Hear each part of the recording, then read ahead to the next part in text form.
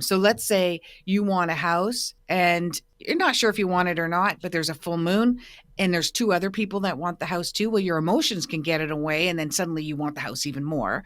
Hello, everyone, and welcome back. So, today we're going to do something a little bit different. We're going to reach out to the universe to see what it has to say about the 2025 Canadian housing market. And joining me today is Holly Hall from Ask Holly Hall. She has a background in philosophy and psychology and is a master astrologer specializing in Vedic sidereal astrology, along with 4 other modalities. She uses these diverse tools to help clients gain a self-understanding, improve their relationships, make well-timed decisions, such as in real estate, and help heal from past experiences and manifest their future goals. This also enables her to make global predictions, such as the ones we're going to go over today about the Canadian real estate market. Okay, Holly, thanks for joining me today. And I want to just quickly say how I found Holly. So, of course, you commented on one of my videos, actually a couple of my videos. I did see the other comment.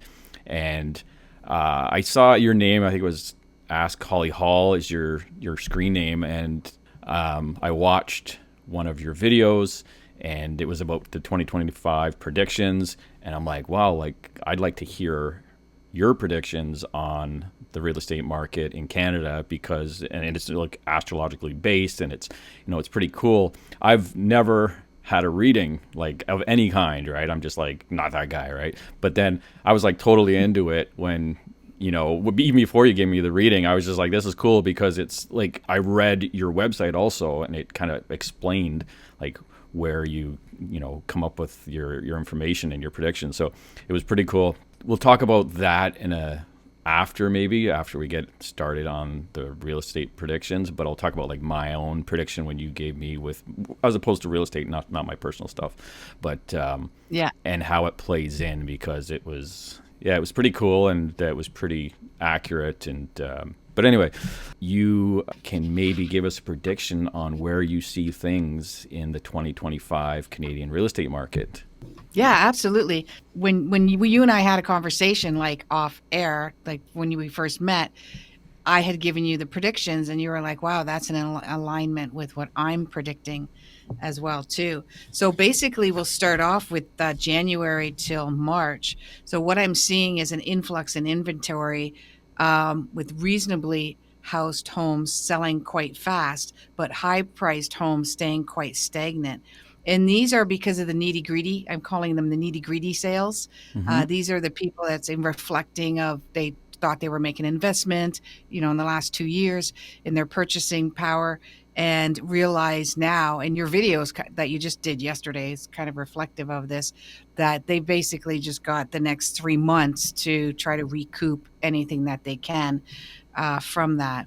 And now, if you're like somebody who's retiring and you just want to downsize or you want to get rid of your house, then I think they're better off. And I'm also seeing in May and June, with the height being May, June crossover, that you'll see high prices of homes slowly start to come down. And part of that is because I'm seeing that the rental units are going to come on the market as homes. Mm-hmm. And then June, all this time, I see the interest rates drop. In June, I'm actually seeing them drop as low as like 2.8 or 2.9. I'm seeing it pretty low. That's the number that kind of came Wow, to me. things must get worse than we anticipate then for them to go that low. But yeah, that's interesting. Yeah, we'll have to see, right? I'm seeing that like with a variable Mm-hmm. as well. And then May and August, rental home fees take like a 200 to 500 dip.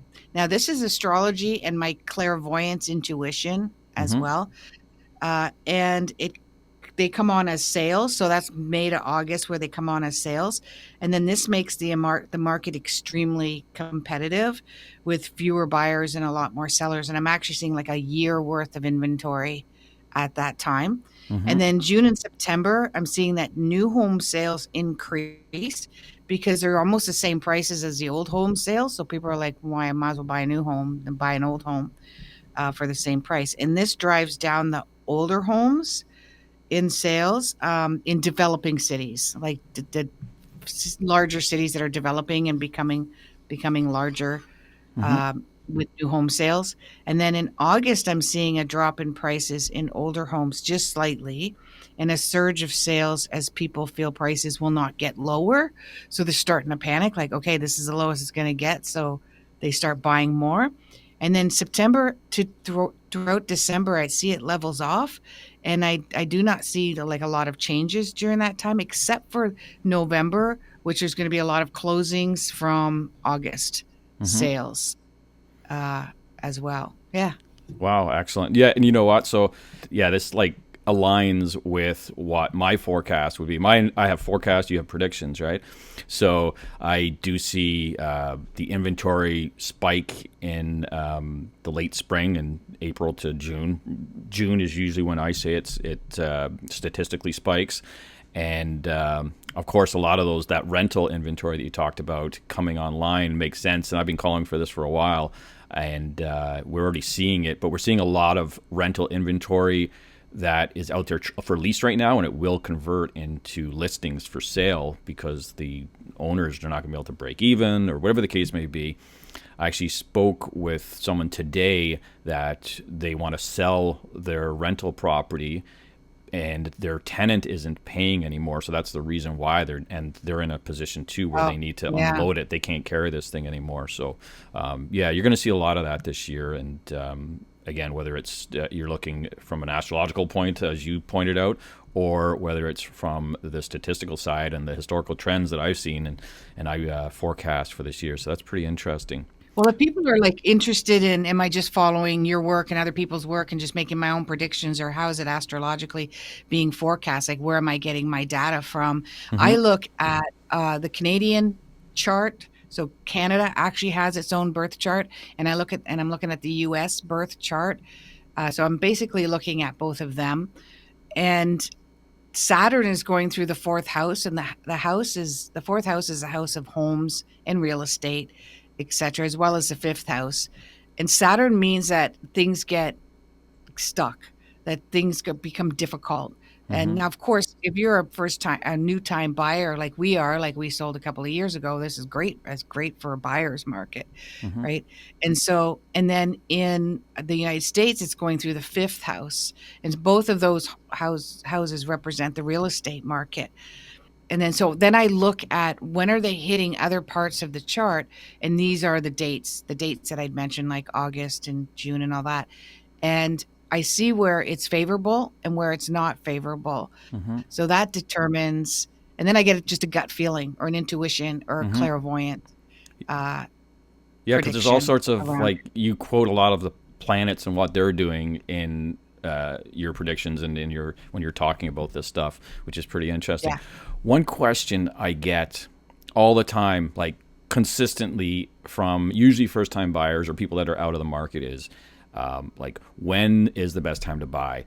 And so I have like a range to say like okay, well, this is what I forecast given historical trends, and buying opportunities are going to start this year, and will go into 2026, 2027, whatever. It's I have a range, but there's also personal times or specific times to people to their own person that is good to buy, and this is what you can kind of look at too. And so now we'll Yeah. get into. So you did.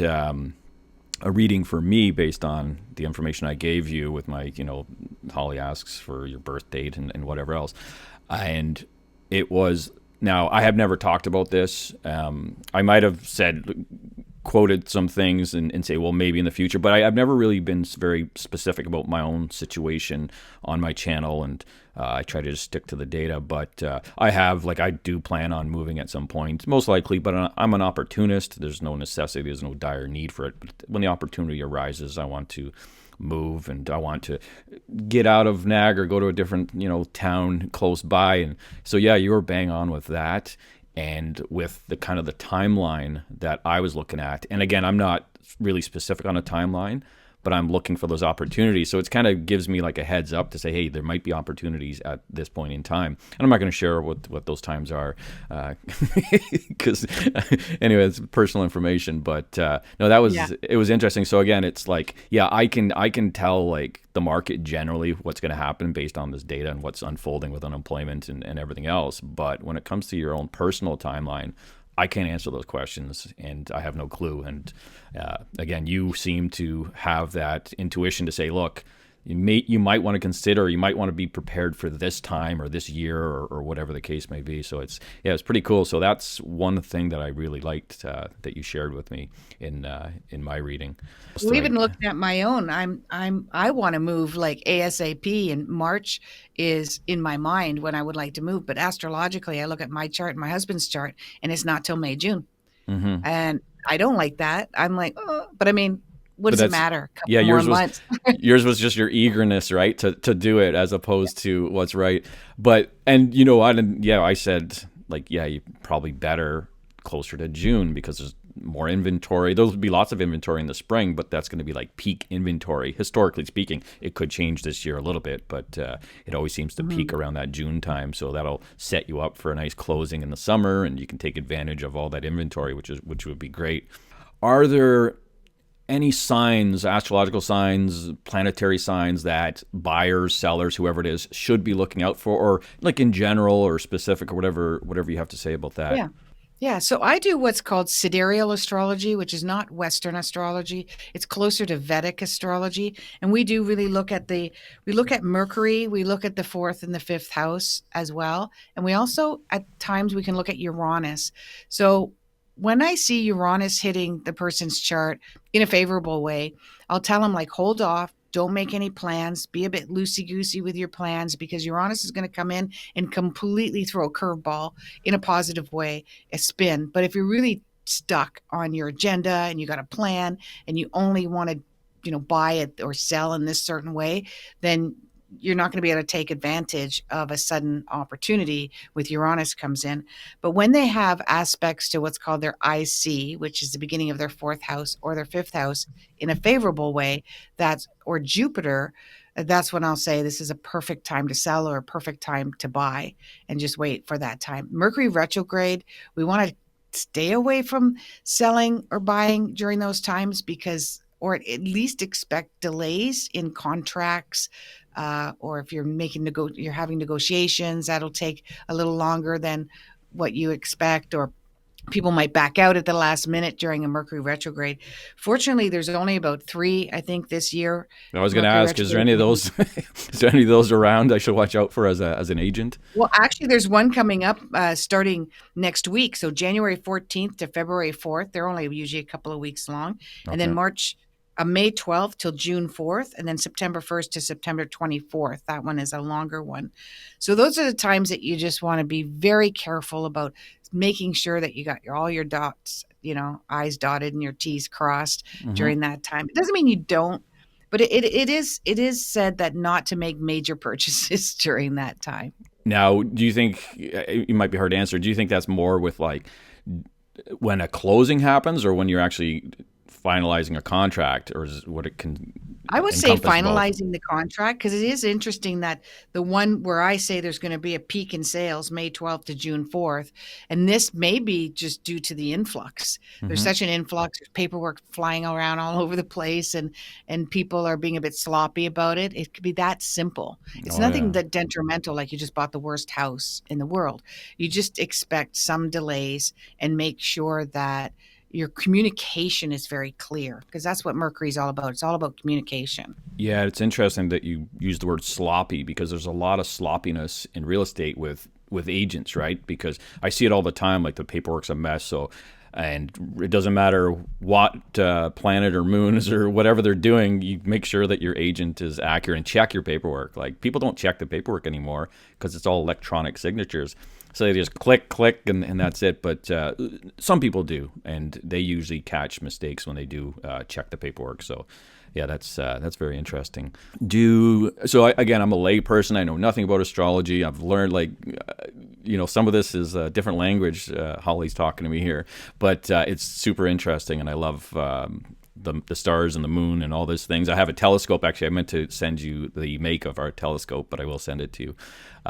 But do full moons affect the real estate market? Because I think everybody that watches this channel or talk to anyone, you always hear people talk about it must be a full moon when people are acting crazy. So yeah, how does that, or does it affect the real estate market and transactions?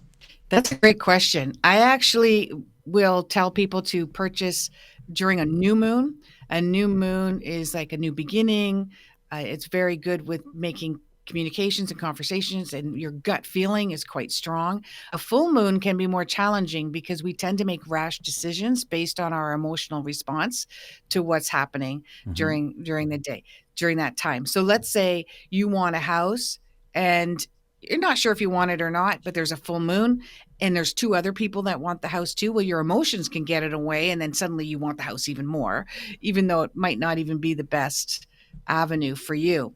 And so I would be careful during a full moon that you're not being emotionally driven, at least the 3 days around the full moon. If you can take your time Mm-hmm. and really take the pieces out of the equation. If this person and that person didn't want the house, would you still really want the house? Yeah. Just have a check-in with your emotional drive behind a practical decision. Yeah, that's good advice. It's like my daughter when she wants something, and I say, okay, I'll get it for you tomorrow, or like it's like something on Amazon or something, and then the next day comes, right, and she doesn't want it I want anymore. it now. Yeah, so she doesn't want Yeah, it though the doesn't want next it day, anymore. right, Yeah, because it's exactly. changed.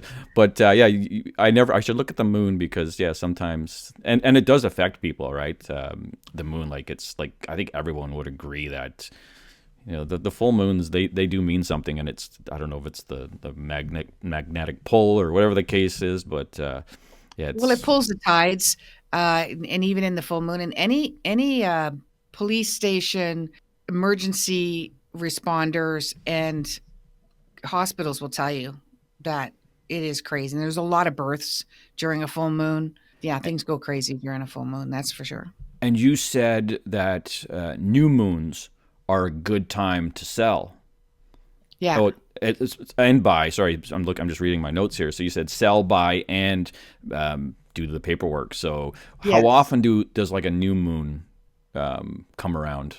Well, we have a new moon and we have a full moon once a month. Okay, so I didn't know I know the full moons are once a month. I didn't know if the new moons are Yeah, different. they're But about 2 weeks apart. So you'll have a full moon, and then in 2 weeks you'll have a new moon, and then 2 weeks you'll have a full moon, and it goes, so around like that. take advantage of the new moons and stay away from the full moons, or be cautious at least. Yeah, and eclipses are a good time to purchase as well.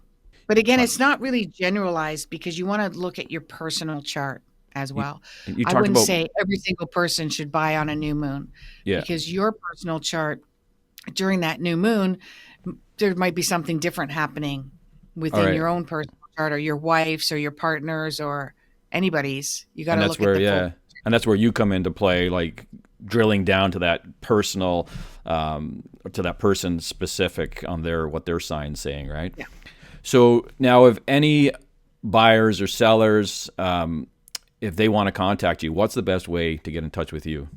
Through my website, askhollyhall, HALL.com. YouTube. My favorite place is YouTube because I do have quite a large following on TikTok, but I'm kind of being shadow banned, so not everybody is seeing my content. But at Yeah. least at YouTube, you'll see my content there as well. But yeah, through my website, that's where you can book, or you can email me that way, and or Holly at askhollyhall.com is my email address. Cool, and they can get a personalized reading or prediction for 2025. Do you have any other last minute words of wisdoms before we end this? Yeah. So when it comes to the personal readings, if you just want to get a teaser or a taste of it, I highly recommend just doing a 15-minute recorded reading, which means I'm just going to do a recording and send it to you as well, similar to what I did with yours, but you got almost an hour Mm-hmm. one there. And just everybody be patient for the next 6 months. For the first 3 months, there's going to be tons of changes in the United States and in Canada. We're already seeing, I predicted some of what's happening right now uh, about a year ago, to be Mm-hmm. honest with you. And you can go back on my TikToks and my YouTubes and you can see that. But just be very, very patient and wait for things to come down. Things are going to come down. There's no doubt about it. I don't think we're going to have like a massive crash, but the prices are going to become much more reasonable, and I wouldn't panic. But I agree with you in your video yesterday. Anyone who's in a seller's market, you need to sell ASAP. I even tell my clients that. I had a Hmm. client the other day say, I'm gonna put my house up for June in June. I said, no, do it now. Yeah, no, that's good advice. Like, and the spring market, like it comes early these years. Like it's and especially this year, and every year again, watching my videos and my data, it's getting lower lows every year. Like prices are going down every year, especially in Ontario.